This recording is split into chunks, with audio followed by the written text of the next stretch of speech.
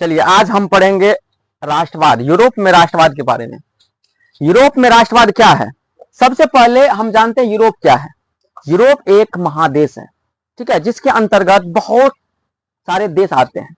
तो बहुत देशों को मिलाकर जो बनता है उसे ही महादेश कहते हैं। तो महादेश वैसे 7 है। उन 7 महादेशों में से एक महादेश यूरोप भी है। और इस यूरोप में राष्ट्रवाद के बारे में हम जानेंगे। सबसे पहले अब तो हम ये जान गए कि यूरोप क्या है। यूरोप एक महादेश है जिसके अंतर्गत बहुत सारे देश आते हैं। और इन महादेश के अंतर्गत कौन कौन से देश आते हैं इसके बारे में भी थोड़ी सी जानकारी हम आप लोगों को दे रहे हैं। जैसे कि इस महादेश के अंतर्गत फ्रांस आएगा,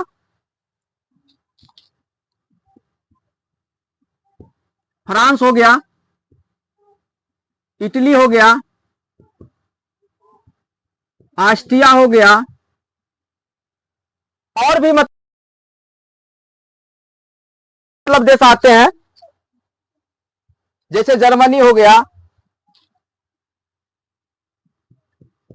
डेनमार्क हो गया, और भी देश इसके अंतर्गत आते हैं, ठीक है।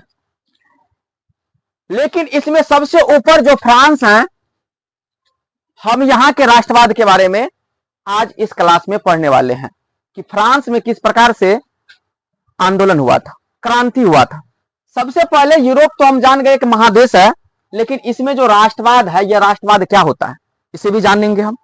तो राष्ट्रवाद जो होता है, जैसे मान के चलिए कि हमारा देश अंग्रेजों का गुलाम था कुछ साल पहले, तो अंग्रेज के खिलाफ भारतीय लोगों में यह हुआ कि अंग्रेज हम पे शोषण कर रहा है। पहले तो लोगों को पता नहीं था, लोग जागरूक नहीं थे। अंग्रेज आए इंग्लैंड से, भारतीय लोगों पर अपना हुकूम चलाने लगे। जो लोगों को कहता था वह लोग करते थे, ठीक है। उसी प्रकार से वह धीरे धीरे जब वह जुर्म करते गए, लोगों को सताने लगे, लोगों को शोषण करने लगे, तो उसके बाद कुछ लोगों में यह बदलाव आया कि ये तो हमको सता रहे हैं और हमारा कोई काम सही से नहीं हो रहा है। हम इतना मेहनत कर रहे हैं फिर भी हम चैन से नहीं रह पा रहे हैं। जितना कमाते सारा कुछ सरकार को देना पड़ता है। तो लोगों में क्या आया, देश को बचाने का एक भाव आया कि चलो हम आंदोलन करते हैं, इसका विरोध करते हैं। और सभी लोगों ने मिलकर धीरे धीरे विरोध किया और लास्ट में अंग्रेज को यहां से भागना पड़ा। ये जो राष्ट्र के प्रति ये जो भाव आया मन में कि हम इसका विरोध करते हैं, अपने खिलाफ जो षड्यंत्र रचा जा रहा है उसका हम आवाज उठाते हैं। तो यह अपने देश के खिलाफ जो हो रही षड्यंत्र के विरुद्ध, जो जिसके कारण से लोगों का शोषण हो रहा है, उनके विरुद्ध जो आवाज उठाया गया, उसे ही हम क्या कहते हैं, उसे ही राष्ट्रवाद कहते हैं। यानी कि अपने राष्ट्र के प्रति जो मन में भाव जगता है कि इससे मेरा राष्ट्र अच्छा होगा, या जो भी सत्ता में रहता है, जो भी शासन करता है, उनके विरोध आवाज उठाना ही क्या है, उनके विरुद्ध आवाज उठाना ही राष्ट्रवाद है। तो हम सबसे पहले जानेंगे फ्रांस में राष्ट्रवाद। तो फ्रांस में राष्ट्रवाद क्या होता है अब जानते हैं। सबसे पहले आंदोलन क्या क्या हुआ था उसके बारे में जान लेते हैं। तो एक हो गया फ्रांस। फ्रांस में आंदोलन होता है 1789 में सबसे पहले, ठीक है। उसके बाद कब होता है, फ्रांस में आंदोलन होता है सबसे पहले 1789 में। उसके बाद 1830 में। उसके बाद होता है 1848 में। ये सभी आंदोलन फ्रांस के अंदर ही होता है। तो ये तीनों आंदोलन के बारे में हम पढ़ेंगे कि कब आंदोलन और क्यों हुआ था। चलिए, सबसे पहला जो आंदोलन है 1789 की आंदोलन। इस आंदोलन के बारे में विस्तार से जानते हैं कि यह आंदोलन हुआ था क्यों, ठीक है। चलिए,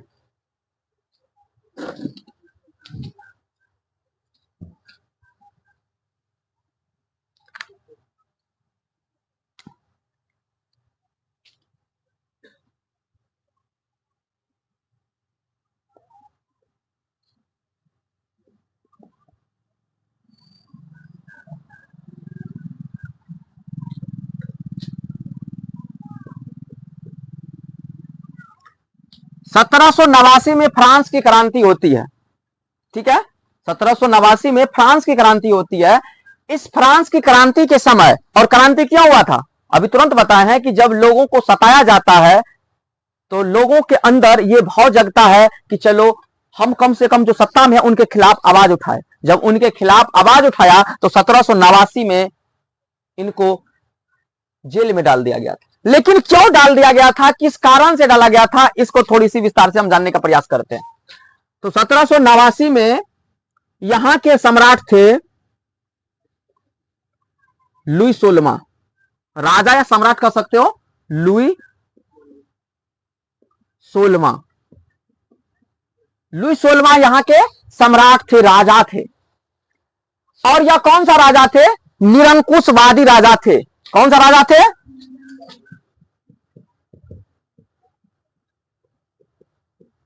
निरंकुशवादी राजा थे, या इसको कह सकते हो प्रतिक्रियावादी राजा भी थे। प्रतिक्रियावादी राजा थे, और इसको रूढ़िवादी भी कह सकते हो। रूढ़िवादी मतलब ये जो था लुई 16वां 1789 के टाइम में यहां के सम्राट थे, राजा थे। और यह राजा निरंकुशवादी था। निरंकुशवादी का मतलब होता है कि जिस पर जनता का कोई भी अंकुश न हो और वह अपने मनमाने ढंग से कोई कार्य करे, प्रतिक्रिया करे, ठीक है, इसे कहते हैं हम निरंकुशवादी राजा, जो बेवजह लोगों का कोई काम न करे, अपना मन का सुने, अपना काम करे, और जो भी मन में आए, जो भी जी में आए वो काम करे। लेकिन जनता कुछ भी हो, जनता चाहे भूखे हो, चाहे बेरोजगार रहे, जनता का कोई भी काम ना होगा। ठीक है, समझ आ रहा है कि नहीं आ रहा है? तो जब यह निरंकुशवादी राजा था, मतलब जनता के बारे में सोचबे नहीं करता, खाली अपने बारे में सोचता था, तो जनता तो कष्टमय में होवे नहीं करेगा। इसको जो मनाता था वो करता था, जनता के बारे में, जनता के हित के बारे में कुछ भी नहीं सोचता था। लास्ट में हुआ क्या, जब लोगों को सताया गया तो लोगों ने समझ गया कि ये इसके विरुद्ध अगर आवाज नहीं उठाएंगे तो इसी प्रकार से हम दबते रह जाएंगे। तो लोगों ने इनका चर्चा करने लगा, इनके विरुद्ध आवाज उठाने लगा। तब जाके यहां पे 1789 में क्रांति हुई। ठीक है, 1789 में क्रांति हुई। लेकिन इसका जो था लुई 16वां की पत्नी, इसका नाम तो तुम लोग जानता होगा, क्या है? कौन है? मेरी अंतोनेत्र। मेरी अंतोनेत्र, मेरी अंतोनेत्र इनकी पत्नी का नाम है। और इनकी पत्नी कहां की थी?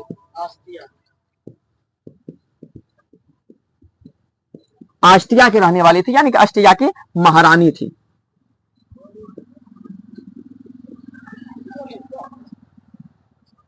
आस्टिया की क्या थी? महारानी। और आस्टिया के उस समय में चांसलर कौन था? आस्टिया के चांसलर, यानी कि चांसलर को सम्राट भी कह सकते, तुम लोग सम्राट से जल्दी समझोगे। चांसलर यानी कि वहां के राजा को चांसलर कहा जाता है। ठीक है, वहां के राजा को क्या कहा जाता है? चांसलर। तो आस्टिया के चांसलर या सम्राट कौन था? मेटरनिक। कौन था? आस्ट्रिया के चांसलर उस समय में मेटरनिक था। यानी कि कह सकते हो लुई 16वां जो था वह आस्ट्रिया के दामाद थे। कह सकते हैं ना कि लुई 16वां जो है आस्ट्रिया के क्या है? दामाद है।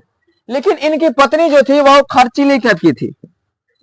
इनकी पत्नी बहुत खर्चीली टाइप की थी, मतलब छोटे मोटे पार्टी में भी करोड़ों रुपया का खर्च कर देते थे। ठीक है, जिसके कारण से राज का नुकसान होता था, और राज के नुकसान होने के कारण से जनता को कष्ट होता था, जिसके कारण से जनता और भी मुश्किल में पड़ते गए। तब लास्ट में 1789 में क्रांति होता है। और 1789 में क्रांति के समय और क्रांति के बाद इस राजा को बंदी बनाकर जेल में डाल दिया जाता है। कहां इसको डाल दिया जाता है?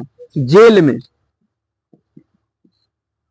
जेल में जब इसको डाल देता है और इनकी पत्नी को भी जेल में डाल देता है, मतलब लुई 16वां को भी जेल में डाल देता है और उनकी पत्नी को भी जेल में डाल देता है। कौन? जनता पकड़ के इसको जेल में डाल देता है। किसको? लुई 16वां और उसकी पत्नी को जेल में डाल दिया जाता है। कब? 1789 में।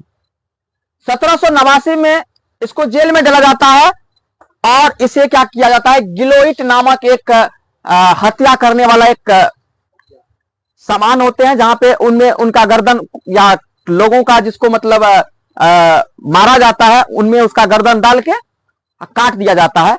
मतलब कुछ समझ लो कि लोहा का एक पट्टा लगा होता है जिसमें धार रहता है, बहुत तेज धार रहता है, और उसमें उसका गर्दन डाल के उसको काट दिया जाता था।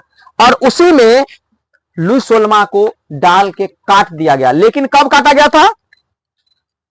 इसे लुई सोलमा को गिलोटिन में डालकर काटा गया था 1793 में, और 1793 में इसकी मृत्यु हो जाती है। 1793 में इसकी मृत्यु हो जाती है। किसकी? लुई सोलमा की मृत्यु हो जाती है। और जब मृत्यु हो जाता है तो बताओ कि यहां पे अब तो शासन उसका चल गया, अब वहां के राजा खत्म हो गया। जब राजा खत्म हो जाएगा तो फिर क्या होगा? राजा जब खत्म हो जाएगा तो फिर वहां पे कोई चाहिए ना उस राज को संभालने के लिए। अगर घर में एक मुखिया हो, जैसे कि तुम्हारे घर में कोई एक मुखिया होगा, हमारे घर में कोई एक मुखिया रहते हैं, उस मुखिया में अगर किसी व्यक्ति का देहांत हो जाता है तो उस घर परिवार को चलाने के लिए कोई मुखिया फिर बनता है कि नहीं बनता है? उसी प्रकार से यहां पे अब जो शासन में था, जो शासन चला रहे थे, वह तो अब मारे गए, लेकिन उस गद्दी पे बैठेगा कौन? तो उस गद्दी पे बैठने के लिए आता है अब एक नया चेहरा आता है जिसका नाम होता है नेपोलियन बोनापार्ट। अब नेपोलियन बोनापार्ट का आगमन होता है 1789 में ही। नेपोलियन बोनापार्ट का आगमन 1789 में होता है। इसे विस्तार से और जानने का प्रयास करेंगे।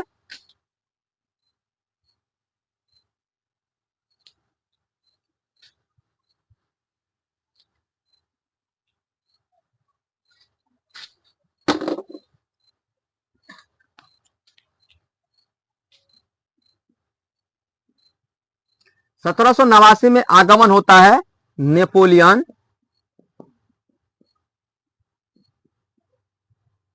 बोनापार्ट। नेपोलियन बोनापार्ट का बचपन का नाम होता है नेपोलियन दी बोनापार्ट। नेपोलियन बोनापार्ट का बचपन का नाम नेपोलियन दी बोनापार्ट होता है। ठीक है।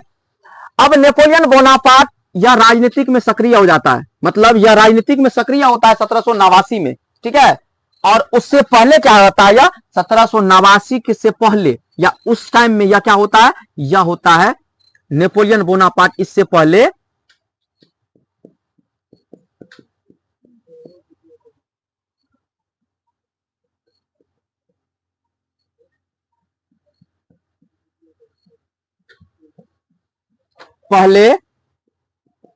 फ्रांस के कुशल सेनापति थे। यह नेपोलियन बोनापार्ट जो था, इस क्रांति से पहले यहां के, या क्रांति के समय में भी कह सकते हो, यह कौन था? यहां के कुशल सेनापति था और इतिहास में सबसे शक्तिशाली और सबसे अच्छे सेनापति के रूप में यह परिचित है। कौन? Napoleon Bonaparte. तब नेपोलियन बोनापार्ट क्या किया? नेपोलियन बोनापार्ट स्वभाव से समझ लो बहुत अच्छे लोग थे। कौन थे? नेपोलियन बोनापार्ट स्वभाव से अच्छे लोग थे और पूरा विश्व के इतिहास में इसे गिना जाता था। नेपोलियन बोनापार्ट को पूरा विश्व के इतिहास में गिना जाता था, ऐसे यह सेनापति थे। इसीलिए इसे जो है 1804 में, ध्यान देना, 1804 में नेपोलियन बोनापार्ट सम्राट बन जाते हैं। क्या बन जाते हैं? सम्राट बन जाते हैं। कब? 1804 में। और सम्राट बनते ही इन्होंने अपना नियम कानून लेकर आता, और पहले से जो नियम कानून होता है उसे क्या करता है? तोड़ देता है। ठीक है। अच्छा, पहले से नियम कानून क्या होता है इसके बारे में चर्चा भी थोड़ा कर लेते हैं। पहले से नियम कानून होता है, वहां पे किसी भी वर्ग के लोग, 1789 में जब क्रांति होता है उस समय में किसी भी वर्ग के लोग खुश नहीं होता, मुदा दो वर्ग के लोग कुशल होते हैं, खुश होते हैं। उस वर्ग का नाम है कुलीन और पादरी। कुलीन वर्ग मतलब हुआ कि जो लोग के पास धन दौलत होता है, जमीन होता है, पैसा होता है, उसको कहते हैं कुलीन वर्ग के लोग। और पादरी मतलब जो लोग किसी धर्म गुरु होते हैं, किसी धर्म का गुरु होता है, उसी को कहते हैं पादरी। ठीक है, तो वहां वह लोग सब सिर्फ खुश रहता है, बाकी मजदूर हो, किसान हो, सभी लोग क्या होता है, दुखी होता है। अच्छा, इसी में एक क्वेश्चन आ जाता है, सर्वहारा वर्ग। सर्वहारा वर्ग मतलब क्या होता है? सर्वहारा मतलब होता है मजदूर, मजदूर, किसान, मजदूर, किसान और गरीब, इन तीनों को मिला देंगे तो क्या हो जाएगा? सर्वहारा वर्ग। वहां पे यही लोग दुखी था। कब? नेपोलियन से पहले। जब लुई 16वां था तो उस समय में यह लोग क्या था? दुखी था। और आप लोगों को पूछा जाएगा सर्वहारा वर्ग किसे कहते हैं? वैसा वर्ग जिसमें गरीब, गरीब, किसान और मजदूर आए, उसको क्या कहते हैं? सर्वहारा वर्ग कहते हैं। ठीक है, और सामंतवादी किसको कहते हैं? सामंतवादी। यहां इससे पहले सामंतवादियों का चलता था। किसका? सामंतवादी। सामंतवादी मतलब बुझता है? मतलब जमीन पर किसी एक व्यक्ति का अधिकार होगा। ठीक है, सरकार के जमीन पर किसी एक व्यक्ति का अधिकार होगा, उसी को क्या कहते हैं? सामंतवादी कहते हैं। उसी को क्या कहते हैं?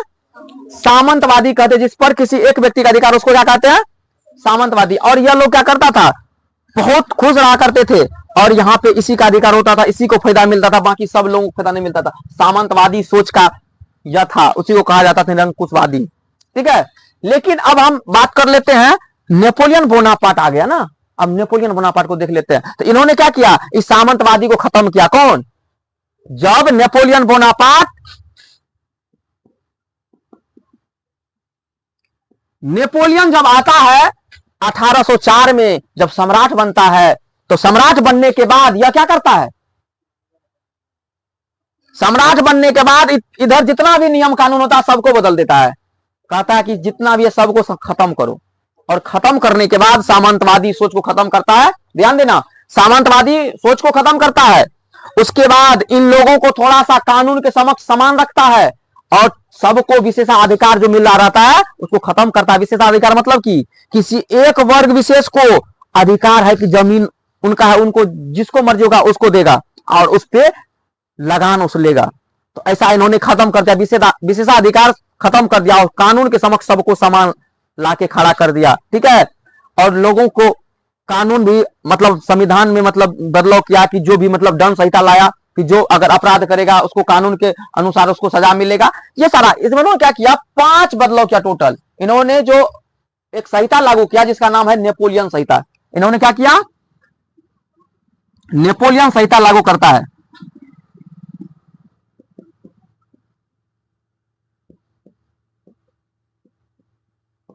नेपोलियन संहिता लागू करता है, लागू किया, जिसमें 5 कोड थे। कितना कोड थे? 5 कोड थे, और 5 बदलाव किया। ठीक है, और यह जनता के लिए बहुत अच्छा काम किया। मतलब यह जो शासक था, यह जो सम्राट था नेपोलियन बोनापार्ट, अच्छे थे। ठीक है, इन्होंने बदलने का काम किया। लेकिन यह क्या किया? जब बदलने का तो काम कर रहा था, लेकिन इन्होंने भी थोड़ी बहुत क्या किया? जब यहां पे अच्छा काम करने लगा, ठीक है, विकास करने लगा, मतलब फ्रांस का विकास होने लगा है, लोग अब खुश है। काहे? कि बदलो क्या ना, लोगों को कानून के समक्ष समान अधिकार दिया। जो पहले से मनमानी करता था उस सामंतवादी सोच को खत्म किया। जिस प्रकार से लालू यादव ने सामंतवादी सोच को खत्म किया था, उसी प्रकार से इन्होंने भी सामंतवादी सोच को खत्म किया था। तो यहाँ पे देख सकते हो कि पहले से जो जनता को कष्ट था, मतलब इन लोगों को, सरबराह वर्ग को कष्ट था, अब वो तो नहीं हो रहा। तो अब लोग खुश है उससे, व्यापारी वर्ग भी खुश है। लेकिन इन्होंने क्या किया? अगल बगल, मतलब फ्रांस के अगल बगल जो राज था, प्रांत था, देश था, उनको क्या कर रहा है? उनको भी यह चाहा कि हम विकास कर दें, यहाँ पे भी इनको भी सुख सुविधा दे। तो इन्होंने क्या किया? वहां पे सुख सुविधा देने के लिए इन्होंने, यह तो सेना भी था, कुशल सेना था, तो इनके पास तो दिमाग में आए करेगा कि हम हमला कर देते हैं। इन्होंने क्या किया? उनके अगल बगल में रूस में हमला कर दिया, और हमला करके वो उसको अपने हिसाब में मिला लेता था। कौन? Napoleon Bonaparte. और उनको भी कहता था कि हम तुमको सुख सुविधा देंगे। लेकिन नेपोलियन बोनापार्ट को सुख सुविधा देने में थोड़ा महंगा पड़ गया, जब इन्होंने रूस पर क्या किया? हमला कर दिया। कौन? नेपोलियन बोनापार्ट जब रूस पे हमला कर दिया तो रूस को सपोर्ट करने के लिए 3-4 गो देश खड़ा हो गया। रूस को सपोर्ट करने के लिए 3-4 गो देश खड़ा हो गया। अब बताओ, अकेले कोई रहेगा 3-4 गो हमला कर देगा तो कौन सबसे ज्यादा मतलब हार मानेगा? अकेला जो वही। तो वही हुआ कि नेपोलियन रूस पे जब हमला करता है तो इसके साथ कब हमला करता है? ये बेचारा बहुत अच्छा काम किया। कब तक? 1815 तक। तो कह देगा नेपोलियन काल कब से कब तक? 1804 से 1815 तक। ये कौन सा काल है? नेपोलियन काल है। नेपोलियन राज किया 1804 से 1815 तक, ठीक है। और 1815 में क्या हुआ? इन्होंने रूस पर हमला कर दिया। रूस पे हमला कर दिया तो यहां पे समझ लो फ्रांस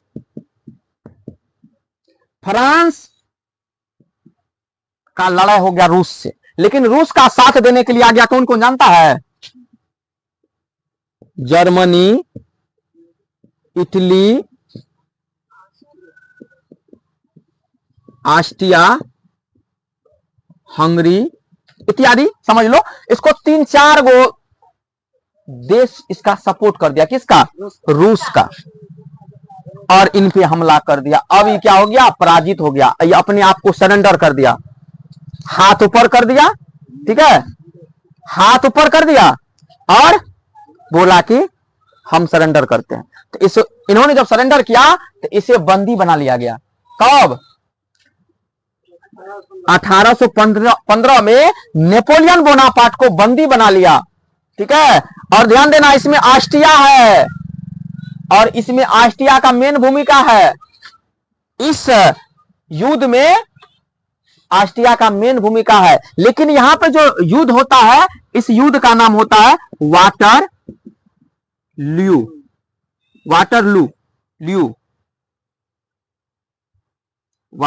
होता है सर, वाटरलू युद्ध।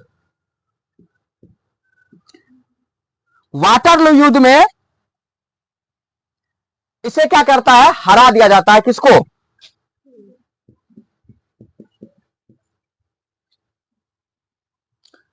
Napoleon Bonaparte.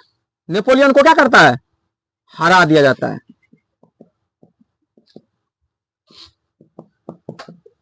ठीक है। नेपोलियन को हरा दिया। कब? किस युद्ध में? वाटरलू के युद्ध में हरा दिया गया और इसे हराकर सेंट हेलेना नामक टापू पर रख दिया। कहां पर रख दिया?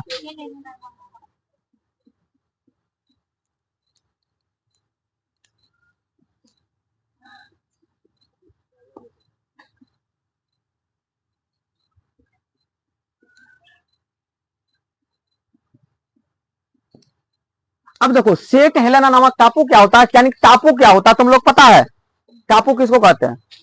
टापू का मतलब होता है चारों तरफ पानी ही पानी होता है और समुद्र के बीच में एक स्थान होता है और उसके चारों तरफ पानी ही पानी होता है। वहीं पे नेपोलियन बोनापार्ट को रख दिया बंदी बनाकर। कब? 1815 में। 1815 में, ठीक है। 1815 में जब इसको वहां पे रख दिया तो बेचारा यहां पे रहा और बेसी दिन नहीं रहा। कुछ क्षणों में इनकी मौत हो जाती है। कुछ क्षणों में नहीं, कुछ दिनों में। यानी कि इनका मौत 1821 ईस्वी में इसका मृत्यु हो जाता है, ठीक है। किसका? नेपोलियन बोनापार्ट का। सेंट हेलेना नामक टापू पर ही इसका मृत्यु हो जाता है, ठीक है। लेकिन उसी बीच में एक कड़ी छूट रही है, लेकिन इसे छूटने नहीं देंगे। इससे क्वेश्चन प्रत्येक साल पूछा जाता है, चाहे ऑब्जेक्टिव हो या सब्जेक्टिव में क्वेश्चन पूछा जाएगा। वियना समझौता कब हुई थी? ठीक है। वियना सम्मेलन जो था वो कब हुई थी? 1815 में हुआ था वियना सम्मेलन, 1815 में। जिसका अध्यक्ष कौन था? मेटरनिक था। वही मेटरनिक, मतलब लुईस 16 का जो ससुराल था कहां था? ऑस्ट्रिया। और ऑस्ट्रिया के जो चांसलर था वो कौन था? मेटरनिक था। तो वही मेटरनिक है। और मेटरनिक घोर प्रतिक्रियावादी था। प्रतिक्रियावादी मतलब बुझबे करता है ना, रूढ़िवादी, यानी कि कहे तो निरंकुशवादी था। मतलब वह भी जनता को अपने हाल पे छोड़ देता था और अपना मनमानी करता था, वह भी निरंकुशवादी था। तो इन्होंने क्या किया, 1815 में वियना समझौता किया ना,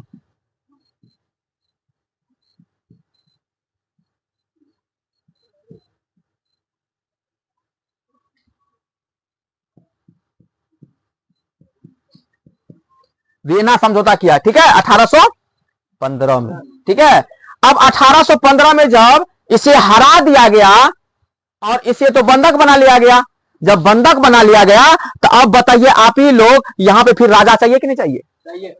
अब फ्रांस में फिर बिना राजा का है, फ्रांस फिर बिना, हाँ, तो अब इसको क्या करना पड़ेगा यहां पे, अब यहां पे कोई राजा चाहिए। तो मेटरनिखवाद था, कब से कब तक मेटरनिखवाद, ध्यान देना, मेटरनिख इसका अध्यक्ष बना वियना समझौता का, समझ गया? वियना समझौता का अध्यक्ष कौन था? मेटरनिख। और मेटरनिख ने यहां पे मेटरनिख काल अगर कोई पूछे तो 1815 से लेकर 1848 तक मेटरनिख काल है, सिर्फ 1815 से 1848 तक मेटरनिख काल, मेटरनिख, ये मेटरनिख काल है 1848 तक। लेकिन इन्होंने खुद आके शासन नहीं किया, यहां पे यह खुद शासन आके नहीं किया, लेकिन हाँ ये प्रतिक्रियावादी था, तो इनका ही हस्तक्षेप था, मतलब पूरा फ्रांस पर इसका ही अधिकार था। लेकिन राजा किसी और को बनाया, तो राजा किसको बनाया वो देख लेते एक बार। तो इसको मिटा दे, अब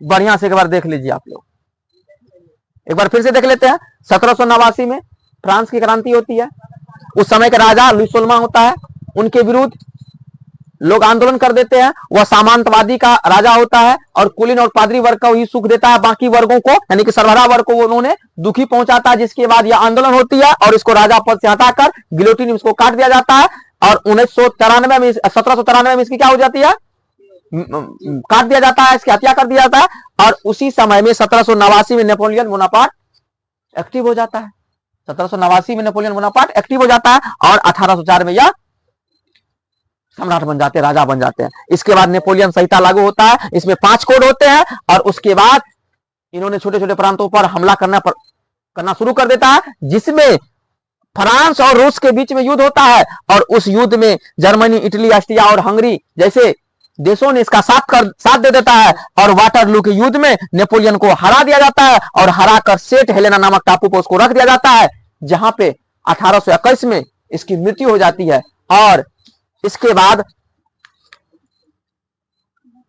1815 में बनता है, कौन जानता है, लुई 18वां, लुई 18वां कौन बना, अब लुई 18वां शासक बना, लुई 18वां क्या बना, अब शासक बना, कहां का, फ्रांस का। अब लुई 18वां क्या था, कैसा राजा था, और लुई 18वां क्या किया, इन्होंने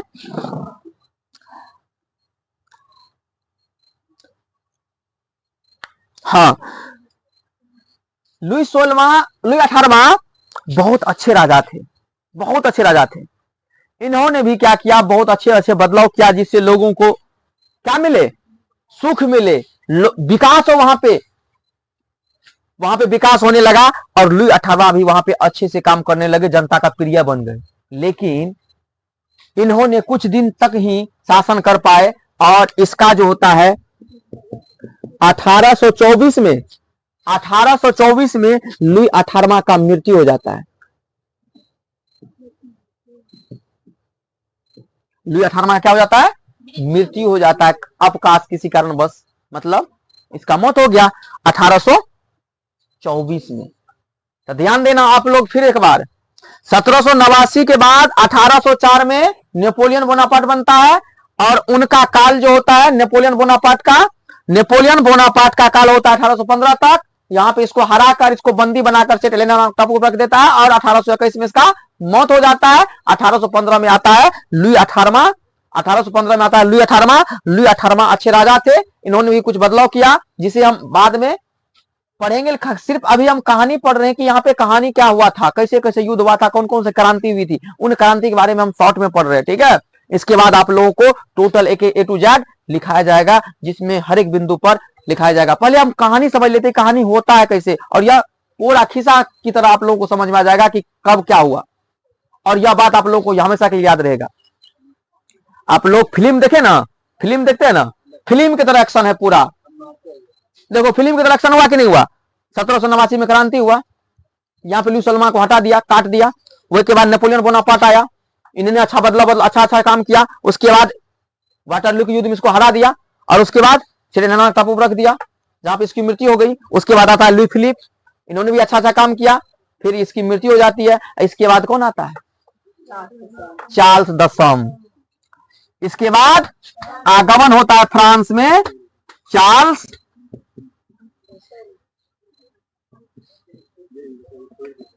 दसम। कौन आता है? चार्ल्स एक्स भी कह सकते हो इसको, क्या कह सकते हो? चार्ल्स दसम या चार्ल्स एक्स भी कह सकते हो। कब आता है ये? ध्यान देना, ऊपर में कौन सा ईस्वी है? हाँ, 1824 में आता है। कौन? चार्ल्स दसम। तो चार्ल्स दसम जो है, इसको चार्ल्स एक्स भी कह सकते हो। चार्ल्स दसम या चार्ल्स एक्स भी नाम रखते हैं, इसको दसम भी कहा जाता है, चार्ल्स दसम। लेकिन चार्ल्स दसम जो था,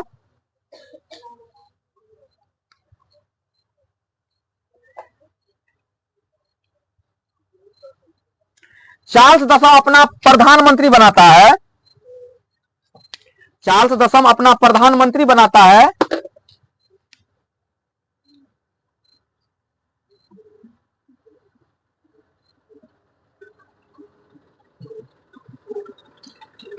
चार्ल्स दसम अपना प्रधानमंत्री बनाता है, किसको? पोलिंग।